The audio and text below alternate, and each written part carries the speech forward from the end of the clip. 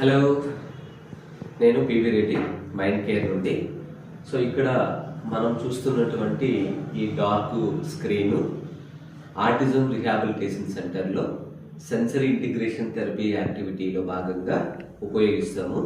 So దీని ఉపయోగం ఏంటి అని అంటే, హైపర్ యాక్టివిటీ ఉన్నటువంటి వాళ్ళు, ఆటిజంతో సఫర్ అవుతున్నటువంటి వాళ్ళు, లేక సెన్సరీ ఇష్యూస్ ఉన్నటువంటి వాళ్ళకి ఈ థెరపీ యాక్టివిటీ అనేటువంటిది ఎంతో ఉపయోగకరంగా ఉంటుంది.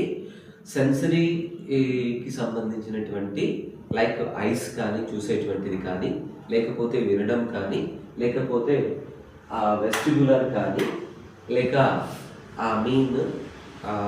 ఆల్ఫాక్టరీ కానీ, ఏ సెన్సరీ యాక్టివిటీకి సంబంధించినటువంటి అయినా కూడా ఎన్విరాన్మెంటల్ మాడిఫికేషన్స్లో మనము వాళ్ళ యొక్క అటెన్షన్ని డ్రా చేయడం కోసము, డిస్ట్రాక్షన్ని తగ్గించడం కోసము మనము ఈ థెరపీ యాక్టివిటీ అనేటువంటిది వాడతాము. అలాగే ఇక్కడ మనం గమనించినట్లయితే కనుక లైట్స్ ఉన్నాయి. సో ఈ సెన్సరీ థెరపీని ఇలాగా సెటప్ చేసుకోవచ్చు. అది మనకున్న స్పేస్ని బట్టి మనము చేసుకుంటామన్నమాట. సో మెయిన్ ఉద్దేశం ఏంటి అని అంటే, డిస్ట్రాక్షన్ని తగ్గించడము, ఎన్విరాన్మెంట్ని మాడిఫై చేసి వాళ్ళ యొక్క బ్రెయిన్ని సెన్సరీ ఆర్గాన్ ద్వారా సెన్సిటైజ్ చేసేటువంటి ప్రయత్నం అనేటువంటిది మనం ఈ థెరపీలో ఉన్నాయి. ఇక్కడ మనం గమనించవచ్చు, ఈ థెరపీలో చాలా రకాలైనటువంటి యాక్టివిటీస్ ఉంటాయి.